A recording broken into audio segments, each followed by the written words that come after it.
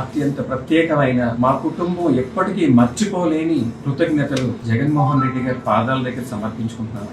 నా తండ్రి గారు హాస్పిటల్లో జాయిన్ అయిన క్షణం నుంచి కూడా మరణించే క్షణం వరకు ఆయన ఏదో విధంగా బ్రతికించాలని జగన్మోహన్ రెడ్డి గారు చేసిన ప్రయత్నం ఎంత అంత కాదండి. ఎప్పుడూ కూడా నాకు ఫోన్ చేసి నిరంతరం గిరి ఎలా ఉంది, ఏం కావాలి, నన్ను ఏం చేయమంటావు నాకే చెప్పడం కాకుండా డాక్టర్లతో ప్రపంచంలో ఆయనకి పనిచేసే మందు ఏ మూలన్నా తెప్పించండి, ఏ డాక్టర్ ఈయనకి నయం చేస్తాడో ఆయన రప్పించండి అని ప్రతిసారి ప్రతి ఒక్కరితోటి ఆయన మాట్లాడుతూ ఎప్పుడప్పుడు మాతోనే ఉన్న జగన్మోహన్ రెడ్డి గారికి ప్రత్యేక కృతజ్ఞతలు.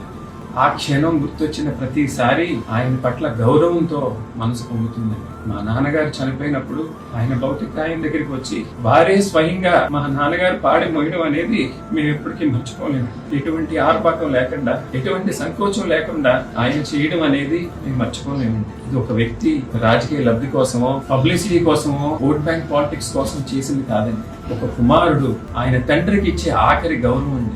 మేము వైఎస్ఆర్ కాంగ్రెస్ పార్టీలో జాయిన్ అయినప్పుడు వైఎస్ భారతమ్మ గారు ఒక పెద్ద వ్యక్తితో కబురు పంపించారండి. పద్మనాభం గారు చెప్పండి, జగన్మోహన్ రెడ్డి గారు ఆయన తండ్రిలా చూసుకుంటారు, ఆయన తండ్రి స్థానం పద్మనాభం గారికి ఇస్తారు అని చెప్తే ఆ రోజు భరోసా మాట ఏమో అని అనుకున్నాం. కానీ అది జగన్మోహన్ రెడ్డి గారి మనసులోంచి వచ్చిన మాటని ఇవాళ ప్రపంచం అంతా చూసేలాగా ఆయన ప్రవర్తన ఉంది.